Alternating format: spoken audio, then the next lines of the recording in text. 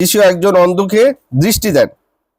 পরে তারা বৈঠকতে আসিলেন, আর লোকেরা একজন অন্ধকে তার নিকটে আনিয়া তাহাকে বিনতি করিল যেন তিনি তাকে স্পর্শ করেন। তখন তিনি সেই অন্ধের হাত ধরিয়া তাহাকে গ্রামের বাইরে লইয়া গেলেন। পরে তার চক্ষুতে থুতু দিয়া ও তার উপরে হস্তার্পণ করিয়া তাহাকে জিজ্ঞাসা করিলেন, কিন্তু কিছু দেখিতে পাইতেছ? সে চক্ষু তুলিয়া চাহিল ও বলিল, মনুষ্য দেখিতেছি গাছের মতন চলিয়া বেড়াইতেছে। তখন তিনি তার চক্ষুর উপরে আবার হস্তার্পণ করিলেন, তাহাতে সে স্থির দৃষ্টি করিল ও সুস্থ হইল, স্পষ্ট রূপে সকলেই দেখিতে পাইল। পরে তিনি তাহাকে তার বাটিতে পাঠাইয়া দিলেন, বলিলেন, এই গ্রামে প্রবেশ করিও না। আমেন। ঈশ্বরের বাক্য আমাদের প্রচুর পরিমাণে আশীর্বাদ দান করুন। আসুন বাক্যের জন্য আমরা একটু প্রার্থনা করি, মস্তক অবনত করি, প্রার্থনা করি। চিরমঙ্গলময় স্বর্গের প্রভু, তোমাকে ধন্যবাদ দেই প্রভু, তুমি আমাদেরকে বাঁচিয়ে রেখেছো, সুস্থ সুন্দর রেখেছো প্রভু, তাই তোমার গৌরব করি প্রভু। তোমার কাছে নত হই, নম্র হই প্রভু, তোমার পবিত্র পদের নিচে মস্তক অবনত করি, প্রণত হই, প্রণিপাত করি, তোমার কাছে সাহায্য চাই প্রভু। আমার এমন কোনো জ্ঞান বুদ্ধি নেই, প্রজ্ঞা নেই। তোমার জীবন্ত বাক্য আমি পাঠ করবো প্রভু। মার্ক লিখিত সুসমাচার তার 8 অধ্যায় 22 থেকে 25 পদ পাঠ করেছি প্রভু। এখানে তুমি যা জানাতে চাও, প্রকাশ করতে চাও প্রভু, তোমার পবিত্র আত্মার পরিচালনায় তুমি আমার ভিতরে তা প্রকাশ করো, যেন আমার কথা না হয় প্রভু, তোমার কথা হয়।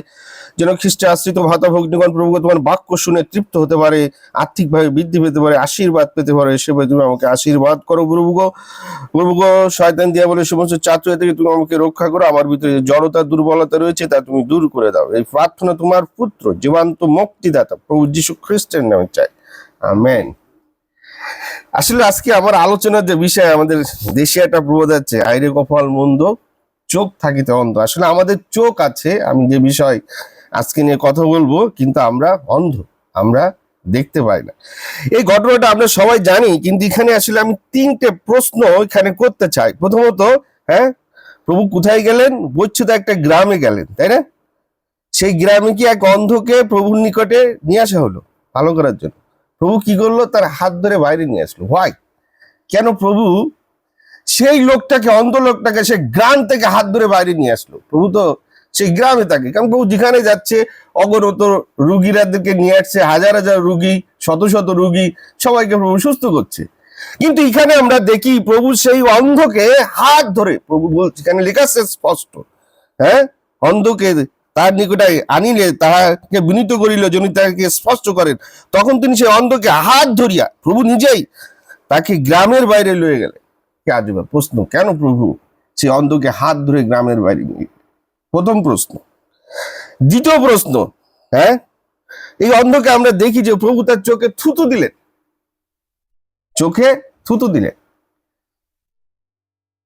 প্রভু তো ঈশ্বর, তিনি বললেই তিনি সুস্থ হয়ে যাবে।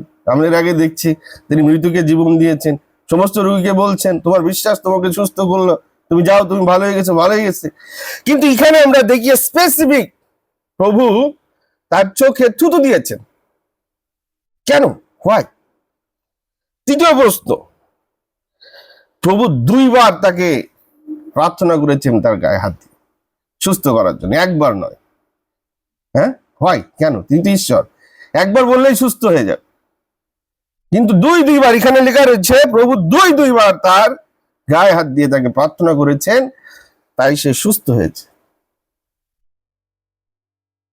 প্রথম প্রশ্ন, কেন প্রভু তার হাত ধরে তাকে গ্রামের বাইরে নিয়ে আসলেন?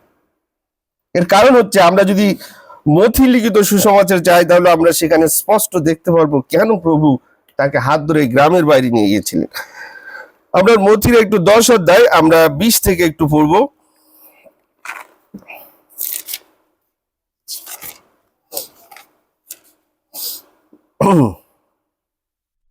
আমি পড়ে দিচ্ছি, কেননা তোমরা কথা বলিবে এমন নয়, কিন্তু তোমাদের পিতার যে আত্মা তোমাদের অন্তরে কথা কয়েন তিনি বলিবে। 10 অধ্যায় নয়, এটা 11 অধ্যায় 20 থেকে আমি পড়ছি। তখন যে নগরে তার সর্বাপেক্ষা অধিক পরাক্রম কার্য সম্পন্ন হইয়াছিল, তিনি সেই সকল নগরকে ভর্ৎসনা করিতে লাগিলেন, কেননা তারা মন ফেরাই নাই। কোরিশীয় ধিক তোমাদের, বর্চিদের ধিক তোমাদের, কেননা তোমাদের মধ্যে যে সকল পরাক্রম কার্য করা গিয়াছে সেই সকল যদি সোর সিং দেশে করা যাইতো, তবে অনেক দিন পূর্বে তারা চট পড়িয়া ভম্মে বসিয়া মন ফ্রাই।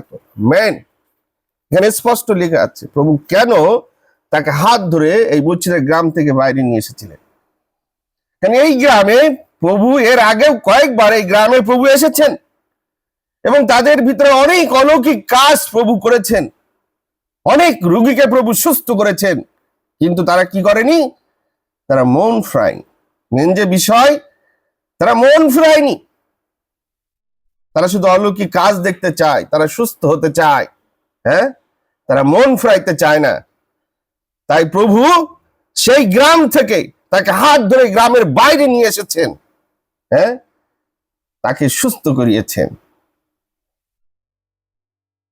ঠিক বলেছেন প্রভু, খানে ঠিক তোমাদের। দুইটা গ্রামের নাম প্রভু উল্লেখ করেছেন, সেখানে প্রভু অনেক পরাক্রম কার্য, অনেক অলৌকিক কার্য, অনেক রোগীকে প্রভু সুস্থ করেছেন, হ্যাঁ, কিন্তু তারা মন ফেরায়নি। তারা শুধু ওই সুস্থ হতে চায়, অলৌকিক কাজ তারা দেখতে চায়।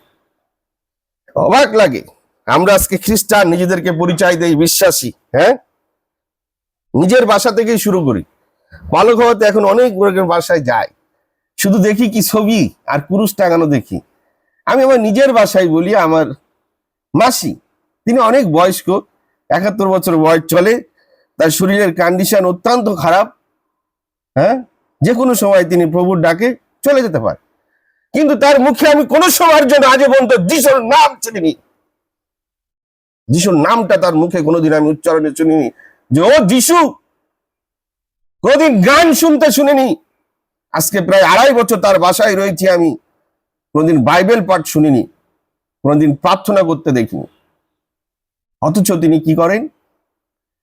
প্রায় 2টা-3টা পর্যন্ত টিভিতে এত জোরে সাউন্ড দিয়ে এমন গান শুনে যে গান শুনতেও লজ্জা লাগে। এখন ইদানিং আবার নিয়েছে মোবাইলে ঢুকায়, অনেক বকাবকি করি, তা এখন মোবাইলে শুনে। পাশে আরো আমাদের পরিবার রয়েছে, এক দাদার পরিবার, গেলে ছবি দেখা যায়, কুরুশ চালানো দেখা যায়, কিন্তু কখনো প্রার্থনা শুনি না, গান শুনি না, হ্যাঁ, যিশুর কথা শুনি না। মাঝে মাঝে একটু গির্জায় যায়, কি কোনো লাভ আছে? মাঝে মাঝে গির্জায় মানুষকে দেখানো গিয়ে কোনো লাভ নেই, কোনো লাভ হবে না। আমাদের বিশ্বাসীদের বাসায় আমরা যখনই যাই তখনই আমাদের বিশ্বাসীদেরকে আমরা এই অবস্থায় দেখি, অথচ আমরা সুস্থ হতে চাই, আমরা আশীর্বাদ পেতে চাই। আমরা সুস্থ হব না, আশীর্বাদও পাবো না, কারণ প্রভু এখানে স্পষ্ট সেই লোককে হাত ধরে গ্রামের বাইরে নিয়ে গিয়েছেন, কারণ প্রভু চাইলে সেই গ্রামে তাকে সুস্থ করতে পারতেন। আমরা যখন মন ফেরাবো না, আমরা যখন প্রভুতে চলবো না, দিনের পর দিন আমরা পাপে জীবন যাপন করব, তখন প্রভু আমাদের অসুস্থতাকে সুস্থতা দান করবেন না, আমাদের জীবনে আশীর্বাদ থাকবে না, আশীর্বাদ হারিয়ে যাবে, আমরা সমস্যায় দিনের পর দিন জর্জরিত হয়ে যাব। আমাদেরকে মন ফেরাতে হবে, আমাদেরকে প্রভুতে চলতে হবে, তাহলে আমরা অলৌকিক কাজ আমাদের জীবনে আমরা দেখতে পাবো, প্রভু আশীর্বাদ দেখতে পাবো, হ্যাঁ, নাইলে আমরা পাবো না। শাস্ত্রের কথা, আমার কথা নয়, সম্ভব। আজকে আমাদের খ্রিস্ট সমাজে এই পরিস্থিতি, সব বাসায় বাসায় গেলে একই অবস্থা। দ্বিতীয় যে প্রশ্ন ছিল সেটা হচ্ছে, প্রভু কেন তার চোখে থুতু দিয়েছিলেন? হয় এখানে ওই থুতু দেওয়ার কারণ আছে, অনেক সুন্দর কারণ, আমরা একটু মনোযোগ সহকারে শুনবো, আশীর্বাদ পাবো। পুরাতন নিয়ম শেষ হওয়ার পরে নতুন নিয়ম যখন শুরু হবে, এর ভিতরে 400 বছরের একটা গ্যাপ ছিল। 400 বছর, এই 400 বছরকে বলা হয় অন্ধকারের যুগ। সে সময় তৈরি হয়েছে ফরিসি, সদ্দুকি, যারা বাইবেলে আমরা পূর্বে সমস্ত পুরাতন নিয়মে খুঁজলে তাদের কোনো অস্তিত্ব আমরা পাই না। ফরিসি সদ্দুকীদের এই অন্ধকার যুগেই তাদের আধিপত্য শুরু হয়েছে, এবং তারাই নতুন নিয়মে আমরা এসে দেখি কি তারা সমস্ত জায়গায় তারাই মাতব্বর, তারাই পণ্ডিত, তারাই শিক্ষাগুরু। হ্যাঁ, তারা ব্যবস্থার ভিতরে এমন নিয়ম ঢুকাই দিয়েছে, ভ্রান্ত শিক্ষা তারা ঢুকাই দিয়েছে, ভ্রান্ত কিছু যোগ করে দিয়েছে তারা। প্রভু যখন এসেছেন তখন দেখে এই অবস্থা, ফরিসি সদ্দুকীরা সমস্ত কিছু তাদের এই অবস্থা। সে সময় ইতিহাস বলে, সে সময় যদি কোনো মায়ের পেটে সন্তান জন্মগ্রহণ করে অন্ধ অথবা খোড়া অথবা প্রতিবন্ধী অবস্থায়, হ্যাঁ, তাকে কিছু বড় করার পরে সে একটু বড় হলে তাকে রোডে ছেড়ে দিয়ে আসা হয়, এবং সে কি করে, সে ওইখানে ভিক্ষা করে বসে বসে, কারণ তার তো বাড়ি যাওয়ার কোনো জায়গায় যাওয়ার পথ নেই। সে সেখানে বসে বসে ভিক্ষা করে, যারা অন্ধ, জন্ম থেকে অন্ধ, খোড়া, প্রতিবন্ধী।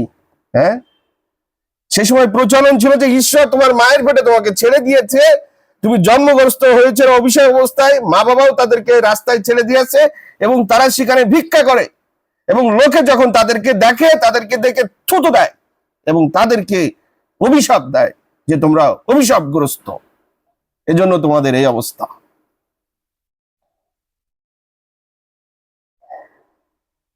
প্রভু সেদিনকে দেখিয়েছেন থুতু দিয়ে যে তোমরা যাদেরকে থুতু দিয়ে অবহেলা করো, যাদেরকে অভিশাপ দাও, এই থুতু দিয়ে আমি তাকে হৃদয় ঢুকে দিচ্ছিলাম, তাকে আপন করে নিয়েছি, তাকে আমি সুস্থতা দান করেছি। এই জন্য প্রভু সেদিনকে তাকে থুতু দিয়ে সুস্থ করেছিলেন।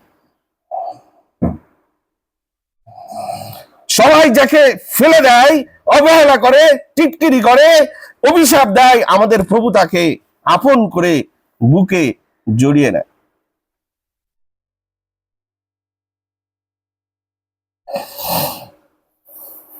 তৃতীয় বিষয়, কেন প্রভু দুইবার তার জন্য প্রার্থনা করেছেন? একবার প্রার্থনা করলেই তো যথেষ্ট, কারণ তিনি ঈশ্বর। এর কারণ আছে। আমাদের চোখ আছে, আমরা দেখতে পারি না।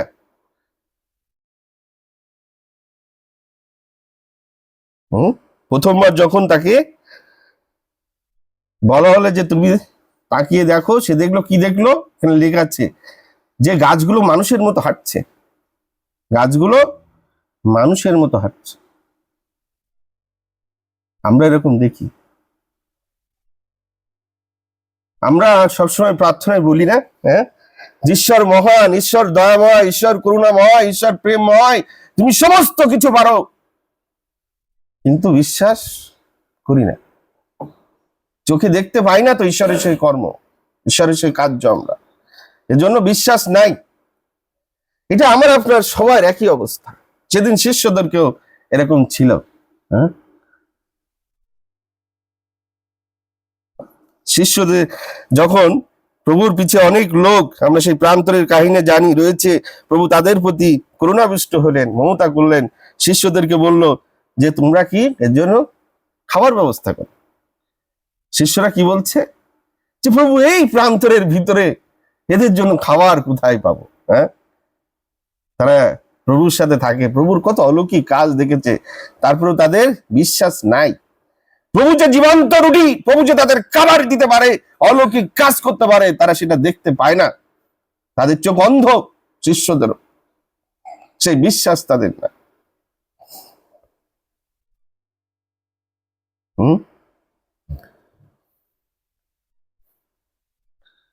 এই জন্য প্রভু দুইবার তাকে প্রার্থনা করতে হয়েছে দেখার জন্য আমাদের একই অবস্থা। আমরা চোখে দেখতে পাই না, আমাদের চোখ থাকতো। হগারকে যখন অব্রাহাম বের করে দিয়েছে বাসা থেকে, সে যখন প্রান্তরে গিয়েছে, তার কাছে যখন পানি ফুরিয়ে গিয়েছে, পানি নেই, বুকের দুধ শুকিয়ে গিয়েছে, বাচ্চাটা কান্না করছে মরে যাবে, তখন হাগার কি করেছে? বাচ্চাটাকে গাছের তলায় রেখে দূরে গিয়ে কন্দন করছে যে তার বাচ্চার মৃত যেন তাকে না দেখতে হয়, বাচ্চার মরণ যেন তাকে না দেখা লাগে। কিন্তু শিশুরা যখন চিৎকার করেছে ক্ষুধায় আত্মনাদে, তখন ঈশ্বর শুনেছে, সে রব ঈশ্বরের কানে পৌঁছেছে। হগারকে বলা হয়েছে তুমি গিয়ে দেখো সেখানে পানি আছে। হ্যাঁ, হগার এসে দেখলেন আসলে কি সেখানে পানি উঠছে। আসলে কি ওখানে ঈশ্বর কূপ খুঁড়ে দিয়েছিল নাকি? না, ওখানে আগেই কূপ ছিল, পুরাতন কূপ ছিল, কিন্তু সেই দৃষ্টি, সেই চোখ হগারের ছিল না দেখার মতো। ঈশ্বর যখন তার চোখ খুলে দিয়েছে, তখন সেই কূপ সে দেখতে পেয়েছে। আমরাও আজকে অন্ধ, আমরা ঈশ্বরের মহিমা দেখতে পাই না, আর্থিকভাবে আমরা মৃত, এজন্য আমাদের বিশ্বাস কাজ করে না। আমরা সমস্ত দুঃখ, কষ্ট, যন্ত্রণায়, ব্যথায় আজকে আমরা জর্জরিত।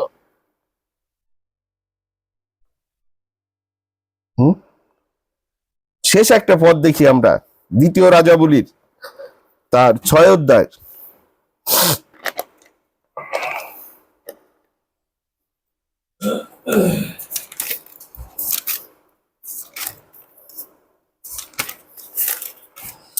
আমি সবারই পড়ে দিচ্ছি, দ্বিতীয় রাজাবলী তার 6 অধ্যায় 14 থেকে আমি পড়ি। আর তিনি কইলেন, হে সদাপ্রভু ইসরায়েল ঈশ্বর, স্বর্গকে পৃথিবীর কোন তুল্য ঈশ্বর নাই। সরি, বংশ বলি পড়ছি কেন?